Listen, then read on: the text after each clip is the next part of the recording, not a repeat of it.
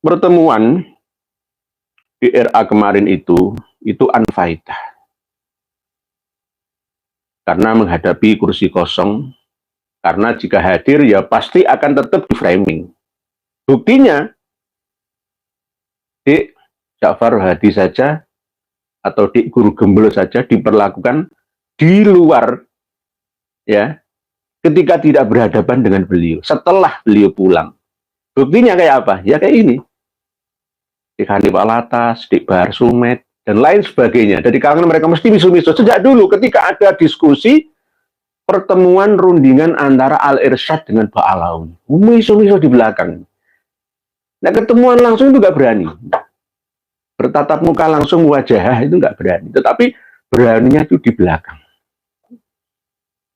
Apalagi nanti jika Kiai Haji Maduddin Usman dan kawan-kawan hadir, wah, akan dihinakan sehina-hinanya.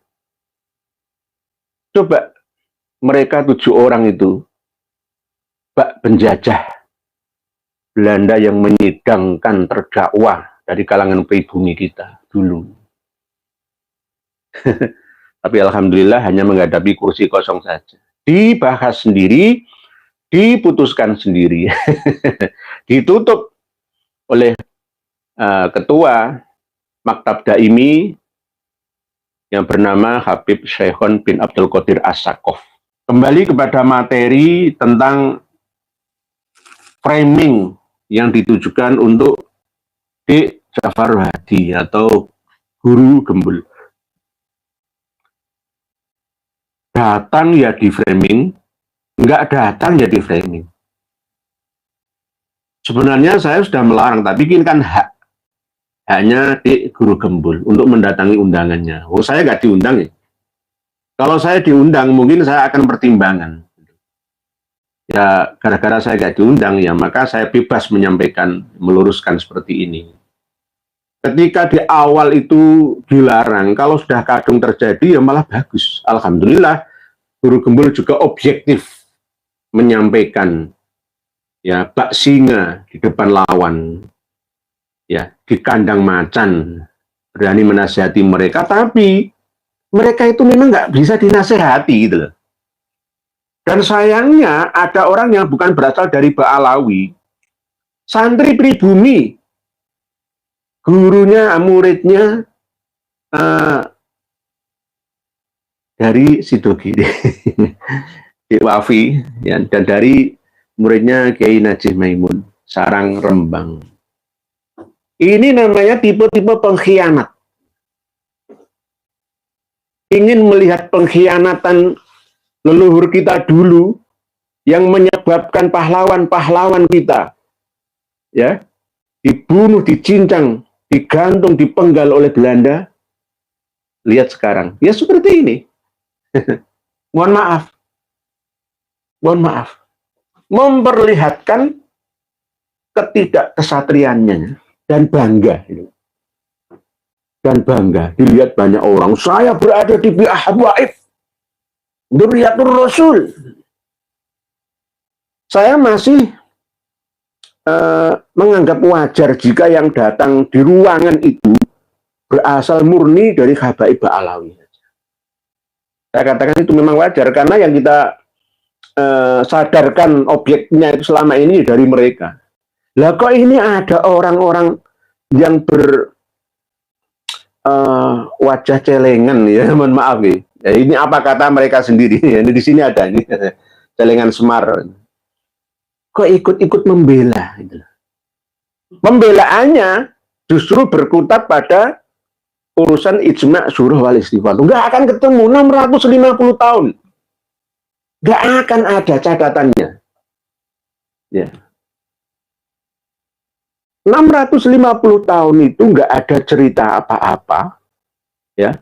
Tiba-tiba Sayyid Muhammad As-Samarqandi Al-Madani itu mencatat adanya Abdullah yang menjadi anaknya Imam Ahmad.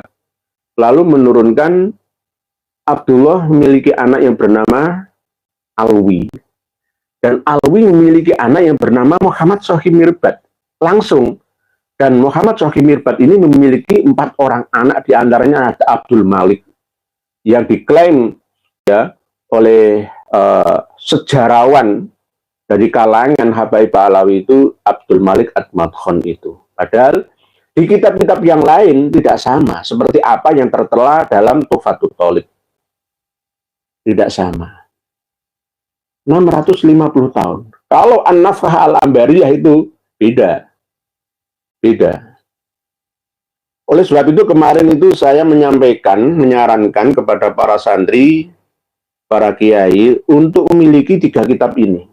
As-Suluk, Al-Burqah, dan Tabaqatul Khawas. Karena apa? Kitab ini menentukan. As-Suluk ini rujukan utama dari Al-Burqah dalam memahami tentang leluhurnya Syekh Ali bin Abu Bakar As-Sakron bin Abdurrahman As-Sakaf. Di dalam kitab As-Suluk, ya, tidak ada keterangan hadits, ya. Ada yang mengatakan jadid. Kalau As-Suluk itu banyak yang haditsnya, bukan jadid. Tidak ada keterangan hadits ini memiliki saudara yang bernama Alwi ataupun Basri. Tidak ada. Dan ada manuskrip Paris yang mengatakan, menuliskan bahwa hadits langsung bin Ahmad, tidak ada Abdullahnya. Lalu kenapa Syekh Ali bin Abu Bakar As-Sakron memaksakan pemahamannya itu, lakot fahimtunya itu, lalu diyakini oleh orang-orang setelahnya, dari Ubaid bin Ahmad bin Isa, dari campuran Ubaid bin Isa bin Alwi, dari Bani Al-Ahdal. Nah, ini kan termasuk pemahaman yang keliru. Ya mohon maaf, pemahaman yang keliru. Dari Bu Zain Zeta, Assalamualaikum. Waalaikumsalam. Gugem atau Guru Gembul sudah memberi jamu yang ampuh dan mujarab pada diskusi di RA. Tapi kalau penyakit angguh, sombong, dan rakus, nah ini TK, rakus, TK. Ini salah ya. Yang rakus nih. Dan serakahnya anggota RA sudah kritis, mungkinkah masih bisa disembuhkan? Masih ada harapan Bu Zain Zeta dari Pamekasan. Harapan kita semoga, tetap kita berusaha, Allah yang menentukannya. Kita berusaha untuk menyadarkan mereka, ayo kembalilah, sadarlah wahai kawan-kawanku, para Habib Alawi yang ada di Indonesia khususnya. Tidak perlu bergembar-gembor lagi menyampaikan doktrin-doktrin pembodohan terhadap bangsa Indonesia. Ini sama dengan merobohkan NKRI, merobohkan kemajuan negeri ini. Ya, jangan membuat dinasti-dinasti sendiri di negeri ini. Kalau tidak bisa dinasihati seperti ini, gunanya apa Robito Alawiyah? Hanya mengumpulkan orang-orang congkah, orang-orang angkuh dan serakah. Untuk apa? Ya jika nggak bisa ditata, nggak ada manfaatnya untuk negeri ini, ya bubarkan saja. Mohon maaf. Manfaatnya apa Robito Alawiyah itu? Bubarkan saja, menurut saya. Kalau nggak bisa dinasihati, lah ya nggak bisa dibina, ya dibinasakan saja.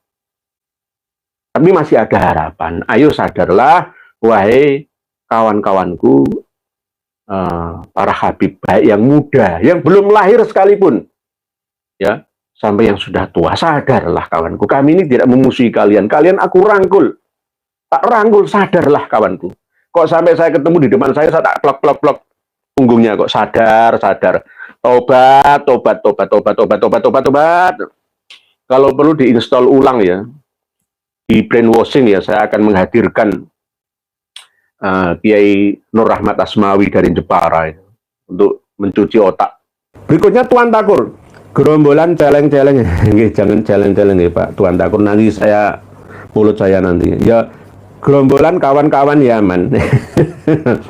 Berwujud Habib baru menghadapi seorang guru gembul sudah gelagapan kalang kabut semua. Gimana nanti kalau membantah tesis Kiai Imad di UIN Semarang?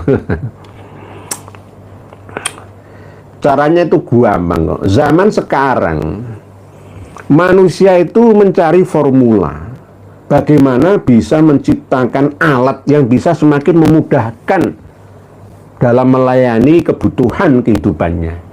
Manusia sekarang kan begitu. Dulu kita mengakses internet di bawah tahun 2000 kan ya sulit ya. Sekarang menjadi mudah gara-gara teknologi China. Ada Android ini. Alat-alat semua termasuk LED harganya cuma 10.000, 20 watt. Dulu tuh mahalnya bukan main. 20 watt itu harus 76.000 sampai 100.000. Batik itu loh, sekarang itu kan perlu ketekunan ya. Tapi ketika sudah sampai ke China itu cuma di print ya. Batik itu di print wes, dicetak ya. Software lalu di print. Nanti batik langsung. Jadi pabrik-pabrik kain yang ada di Indonesia ini gulung tikar ya gara-gara ngelawan China. Ayo. Pekalongan berapa pabrik yang gulung tikar? Belum lagi yang ada di daerah Bekasi, Karawang, belum lagi yang lainnya. Karena kita ini bersaing dengan raksasa China. Penduduknya 1,5 miliar. Terus kita dicekoi dengan doktrin-doktrinnya Habib Alawi seperti ini. Mau jadi apa negeri ini? Terus kiai-kiai seperti pemahamannya Dek Wafi, pemahamannya Dek Ramli. Aduh, ini gak bisa maju. Bukan ulama itu. Ulama yang kaku itu namanya. Jumud atau atos. Membatu. Gak bisa maju. Karena gak bisa al-muhafadzah alal qadimis sholih wal akhdhu bil jadidil aslah. Kaku. Gak bisa mengikuti perkembangan zaman.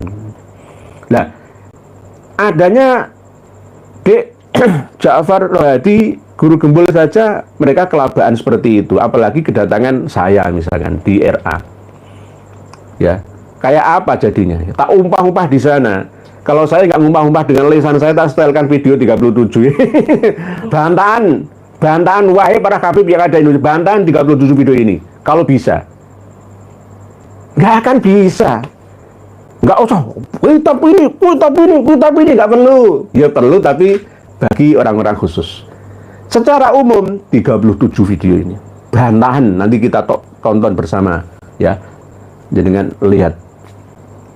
Bagus, alhamdulillah, dari pejuang keadilan penontonnya sudah hampir 300.000 satu video saja. Ya kita turut memasarkan dan saya subscribe ya karena memang kawan saya seperjuangan.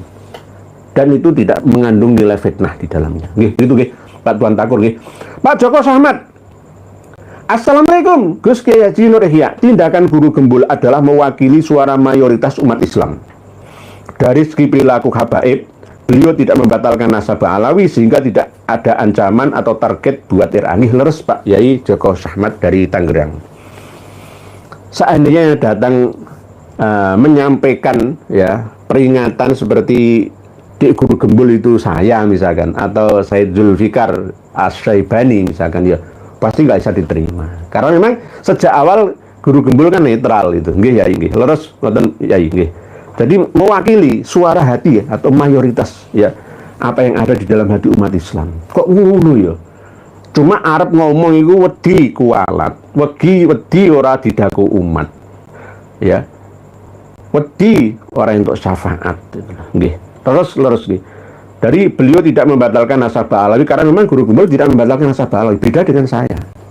Kalau saya mantep madep ngasilake intikarep, ilmu yakin, ainul yakin, hakul yakin, berdasarkan pegangan kitab, nasab, dan sejarah yang ada.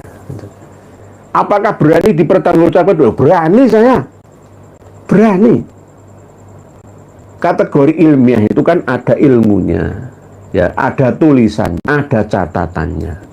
Kalau tidak ada catatannya, terus catatan dari mana?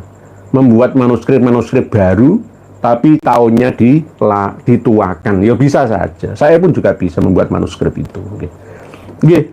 Jadi tidak target buat RA. Nggih, leres nggih Pak Yai Joko Sahmat apa yang panjenengan tuliskan ini. Leres panjenengan nggih. Salam takdim saking kawula kagem panjenengan sekeluarga nggih.